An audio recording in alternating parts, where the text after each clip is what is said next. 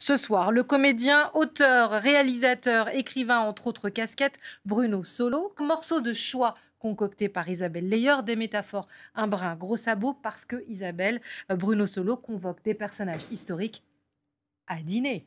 À dîner, exactement, à ce table. livre qui s'appelle Les Visiteurs d'Histoire, aux éditions du Rocher. Vous avez déjà écrit des livres sur l'histoire du cinéma, les petites anecdotes, etc. Là, carrément, c'est l'histoire de France avec ces fameux personnages. Mais vous pouvez un peu nous expliquer de quoi il s'agit en réalité? Ce que vous avez dit, c'est une sorte de dîner extravagant, imaginaire, que j'ai eu envie de faire. Alors, le thème du livre m'avait été proposé... on m'avait proposé d'écrire un livre parce que je présente des émissions d'histoire sur France 5 depuis 5 ans maintenant. Oui, j'ai toujours été aussi loin que mes souvenirs remontent. J'ai toujours été passionné par l'histoire, j'en ai lu. Et voilà.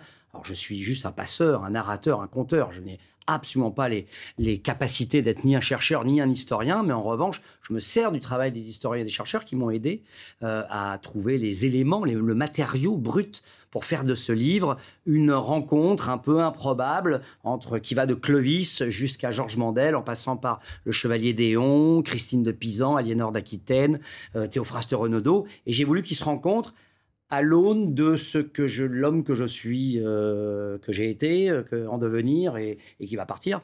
Et voilà. Et parce que je les ai liés à mon histoire personnelle, je les ai liés au fait que c'est des personnages admirables, qui sont à la fois vertueux et parfois qui ont une zone d'ombre. Tous, à part peut-être Éloi, sont absolument des personnages complexes. Et voilà. Et j'ai voulu faire ce dîner. Alors, le thème du livre m'est venu d'un malheur qui a été celui qui nous a tous frappés. La pandémie. La pandémie. J'ai imaginé cette sorte de dîner idéal où les gestes barrières n'avaient pas lieu d'être, puisqu'avec des morts, ça c'est pratique. Oui, ils arrivent avec leurs chevaux. Voilà, qui arrive avec son cheval, qui arrive avec ses armures, qui arrive avec, en tout cas, son histoire. Mais en tout cas, voilà, avec des morts, a priori, on peut faire le dîner parfait. En tout cas, l'idée du dîner parfait que je me fais avec donc ces 11 personnages. Juste comme on est dans un JT, moi j'ai trouvé notamment, alors je ne sais pas si je le prononce correctement, avec Michel, je ne sais pas si on dit de l'Hospital ou de l'Hôpital. Michel de l'Hospital. Voilà, qui veut ramener la paix dans cette France qui est déchirée par la guerre de religion, évidemment, ça fait un petit tilt. Bien sûr.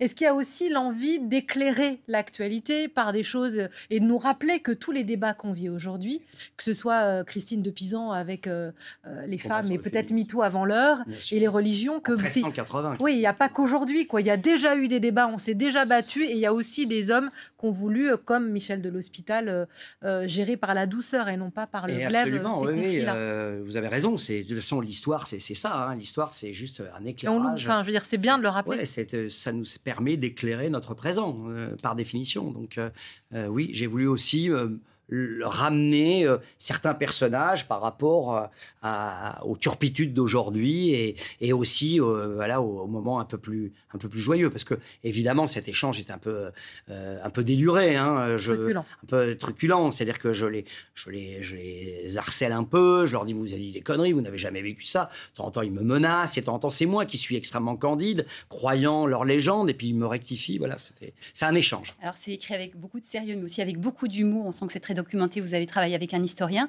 Vous dites plusieurs historiens. Qui m'a ramené, qui m'a permis de rassembler, qui a été en fait Vous dites que ces personnages vous ressemblent.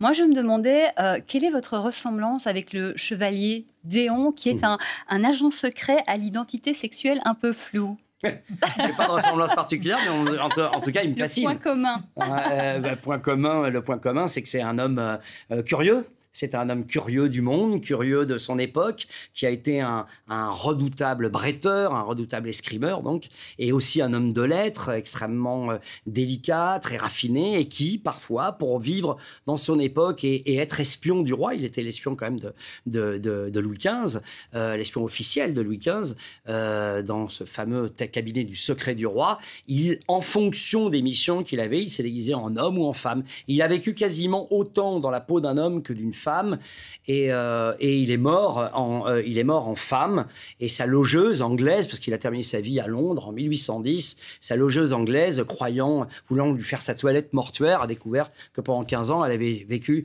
un peu shocking, quoi. Elle avait vécu avec un homme sous son toit, voilà. Surtout à cette époque. J'ai un peu la sensation qu'on retrouve un peu le sens de la mise en scène, parce que vos personnages, ils arrivent au fur et à mesure et vous les décrivez, leur attitude, minutes. C'est vraiment un dîner presque parfait, on va dire. Et chacun assiste et réagit. Est-ce que vous aviez cette sensation de mise en scène dans l'écriture? Bah oui, parce que je suis aussi je suis scénariste, j'écris beaucoup de dialogues et donc je voulais véritablement, effectivement, qu'il y ait une sorte de théâtralité dans ce repas. Et évidemment, le truc qui me motivait lorsque j'écrivais, c'est de jouer les personnages. Donc je jouais les réponses d'Aliénor d'Aquitaine, je jouais les réponses de Théophraste Renaudot ou de Michel L'Hospital ou de Georges Mandel, de Louise Michel, que je vénère, que j'admire. Et même si là, sa part d'ombre elle aussi, et c'est ça qui est bien. Mais je voulais effectivement avoir un dialogue. Donc j'ai pensé un peu à ce livre. Si tant est qu'un jour je puisse faire un seul en scène, puisque j'y pense depuis quelques années, peut-être que je me servirai de la base de ce livre et je mêlerai ma passion de la comédie, du théâtre et ma passion de l'histoire.